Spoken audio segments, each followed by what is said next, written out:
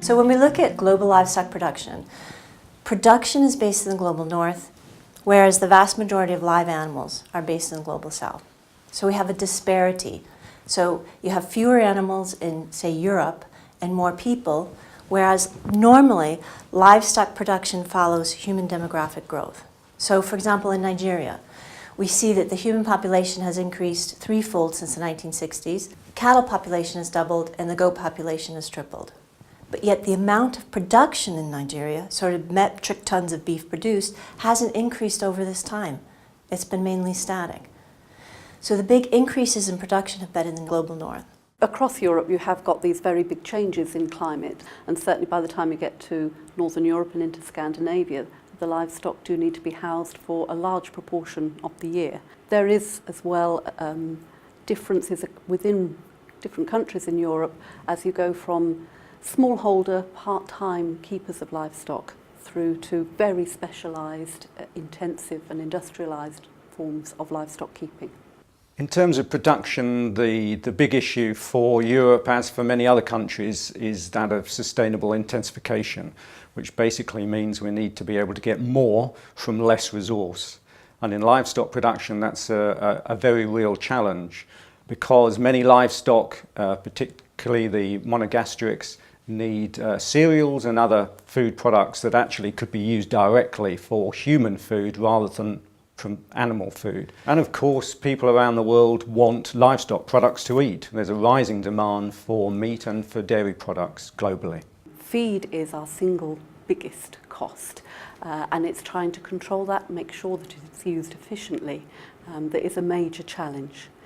Particularly in Europe, we have increasingly become reliant on the import of protein supplements, especially on imported soybean meal, as being the main source of supplementary protein. Distribution of livestock in Europe, you'll find all species in all countries, but you'll find more species in certain countries. We have a very large livestock population in Europe. So we're talking about 6 billion broiler chickens produced every year in Europe, 150 million pigs in Europe, 85 million bovine animals, 85 million sheep. So these are massive livestock populations. But you'll find that in certain countries there's a higher density of animals, some animals, than in others. So for example, in Germany, Germany has a very high proportion of the pig population, and that's because historically Germans were very keen on eating pig meat products.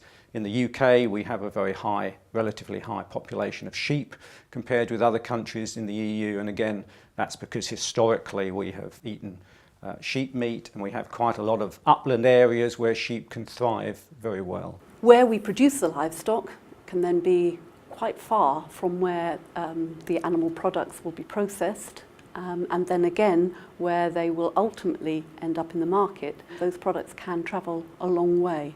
Key issues associated with consumption in Europe would be that as a population our consumption of red meat is declining. That's counterbalanced by a very high demand and an increasing demand for poultry meat, for other white meats too, but particularly for poultry meat. Consumption of livestock products, a big issue is food safety.